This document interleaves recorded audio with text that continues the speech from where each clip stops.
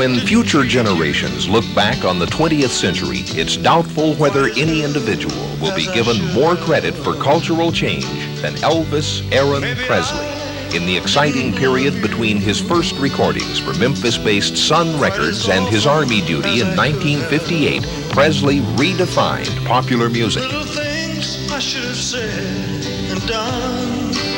Malcolm Leo and Andrew Solt are two filmmakers affected by the Presley magic. They secured reels of rare film footage from the Presley estate, added narration and reenactments to create the definitive Elvis story for the movie This Is Elvis. The main thing that impressed me with Elvis's ability was the communication factor. He really cut across and was performing on a one-to-one basis. It was almost as those little messages were coming to you on those little 45s every 3 or 4 months. I was fortunate enough to see him in the 50s at the Pan Pacific Auditorium here in Los Angeles in 1957. I think I was in the 8th grade or something, and went to the limits, practically stealing money out of my mother's purse to get down there and see him. And I was just amazed, because here was somebody who was singing and recording songs that I could understand.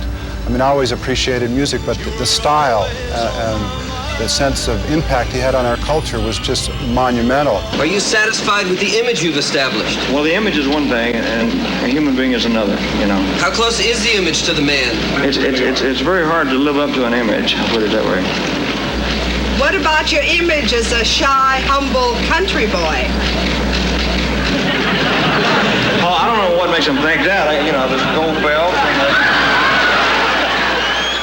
And I think later on what really probably killed Elvis, in addition to the complications with drugs, obviously, are problems like loneliness. He had 5 or tens of millions of people around the world who loved him, but he didn't have the one person he most needed to love him, to really take care of him and give him what he needed. And I think he was out of balance. He did everything he could, but the only kicks he got at the end of his life, sadly, were when he was performing on stage.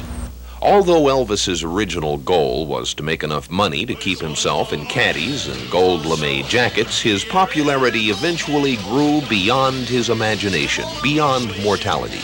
To millions of true believers, he'll always be the once and forever king of rock and roll. Many people, and there's part of this in me, who know that Elvis was a walking drugstore in his last years, who know that Elvis really couldn't think clearly about who he was or what his role was in the world, and who simply put that knowledge aside and say, he came, he was sent to us, he was taken away, but he lives. The worship of Elvis can very easily reach a psychotic level. A myth enters the world, and by definition it's ambiguous, it's contradictory, it's full of paradoxes. It can't ever be completely pinned down, it can't ever be completely traced back to a source. It's out there in the culture, and it'll either wear itself out, or it will remake itself and be remade, and will continue to inspire people in utterly unpredictable ways. So every dream that I ever dreamed has come true 100 times. I learned very early in life that without a song, the day will never end. Without a song, a man ain't got a friend. Without a song, the road will never bend. Without a song. So I'll keep singing the song. Sure as you're born, they bought me a silk suit.